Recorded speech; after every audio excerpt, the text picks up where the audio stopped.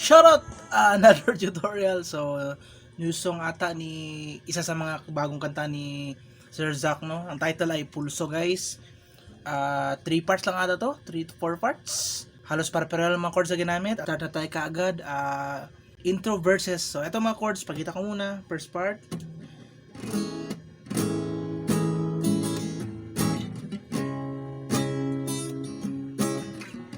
So, pakita ko muna mga chords, ha. So, intro verses pareho lang mga chords na ginamit, no? First chord, A major 7. So, kung di kayang A major 7, ang buong A. Pero kung kaya na, A major 7, kung kaya na. Second chord ay C sharp minor, 4th fret. Okay, so pwede namang open itong first string open para mas maganda ang tunog. Halos kapareha ng urig. And ang third chord ay baba lang sa second fret para sa B minor. So, yun pa rin, open ang first string para mas maganda ang tunog. And then, D sus 2 ata to. So, remove to pinakababaw. So, remove, and then D minor. Okay, so, ulit, intro at verse to. A major 7, C sharp minor, B minor, at D sus 2, remove tong baba. Ito pinakababa. So, D siya, remove to. And then D minor. And then, strumming pala, ito, ganitong strumming, oh.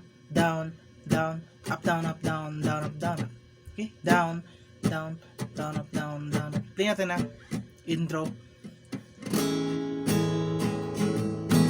Down, down, up, down, up, down, down, up, down. Down, up, down, up, down, down, up, down. So, down, up, down, up. So, change ka agad, no? Down, down, up, down, up, down. Up, okay? At pasok ka agad ang verse natin. Ilang beses na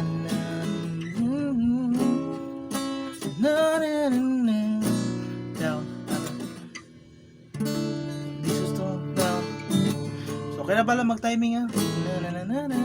And then pagkatapos, parang ito rin ang chords ng chorus, guys. Intro versus chorus. Ito rin ang ginamit sa chorus part, pati nga outro, eh. Ito ang chords na ginamit. So, pagkatapos nun, tapos ng verse, pre-chorus, bagong chord. Pre-chorus tayo. Pagkatapos ng verse, then pre-chorus, pagkita ko ng mga chords, 4 lines to, 4 lines. Pero ang unang 3 lines ay para mga chords na ginamit. So, ang unang 3 lines ay B minor, C sharp minor. So, repeat lang. Then third line, and then ang last line ay B minor at E. Pasilyo. Yung last line niya may lyrics na pasilyo. Pasilyo. So ulit, B minor, C sharp minor lang yan 3 times. Then ang fourth line, pasilyo. And then yung sinabi natin chorus part, yung chords kayo na. So repeat lang.